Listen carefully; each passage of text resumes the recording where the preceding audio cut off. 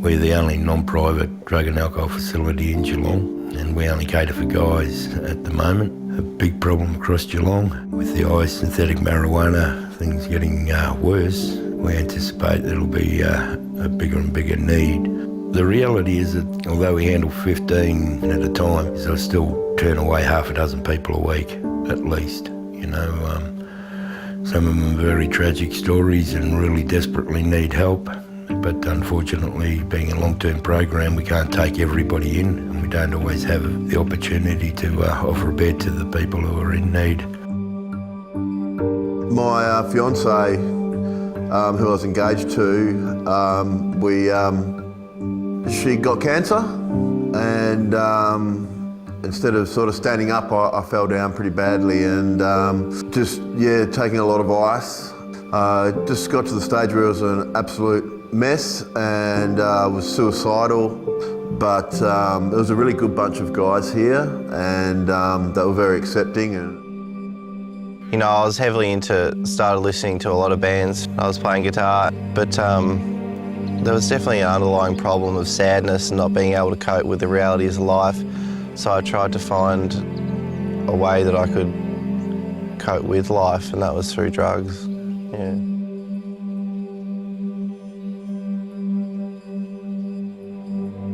A lot of our guys, their self-worth's been knocked down over the years. They look at themselves largely through the eyes of other people and what other people see them as. To build up the self-esteem and everything around that, and show them that they actually are a valuable person, that they do have a lot of worth and a place to take in this society. And that's where we see the restoration of self, is that a man can understand himself by who he is and not judge himself by the mistakes he's made. Yeah, basically I was addicted to ice for about 3.5 years. I was having a big battle with it. Basically bellied out, lost everything, had a business, but I lost all that. Lost a lot of contact with my daughter and my family, so I just want all them basic things back, like good close ties with my family. My business back up and running would be fantastic. Been coming out and working with the boys for about a year now, and I do 2 sessions where I do some team building and some personal development activities with them on a Wednesday. Then on the Thursday morning we come down here to the beach normally, do some physical training, a little bit of exercise session just to get them outside of foundation. It's also important that they get used to coming back into society and hopefully resuming what we all believe is a normal life.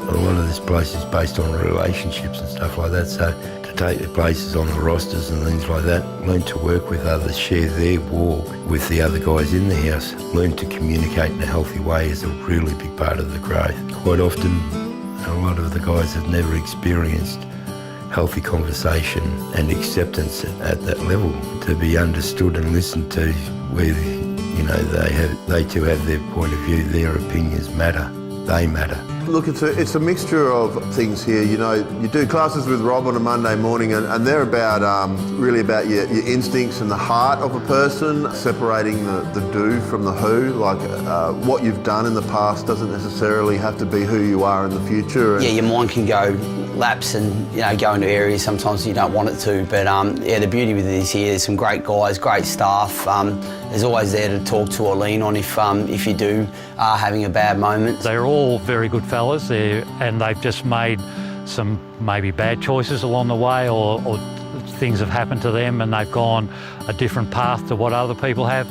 But you work with them and you just see them laugh on the beach, to run around on the beach and have a laugh, and to see them grow and get stronger and start to be able to deal with issues that previously were problems for them is very rewarding. This place is going to help me get the foundations back, Foundation 61 will, and hopefully can learn a bit more about myself and reasons why I sort of lapsed and turned to the drugs all the time, because it's been an ongoing problem for me since I was about 15 years old. I'm now 31.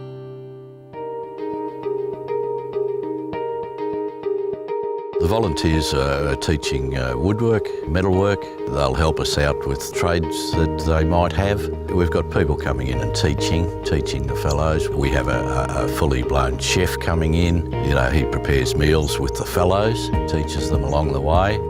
Well, my role here is to help the boys learn to weld. Also, we do quite a bit of car mechanics. With the men, we do a Certificate 1 in work readiness, and that's been fantastic for them, to help them to focus, to get ready for work and to be able to get back into writing and reading and doing basic things like that. I just socialise with the guys. I like being with the guys. They're really good to know. These guys are fighting big battles in life, and if I could just be alongside them a little bit to help them through some of those big battles, then I'm happy to do that. And it can be really hard for them.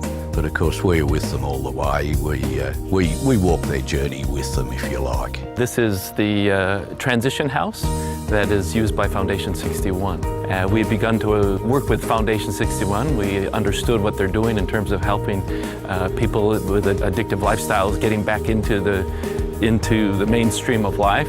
It's mainly just to help the boys, transition from the main program to where they're going to go.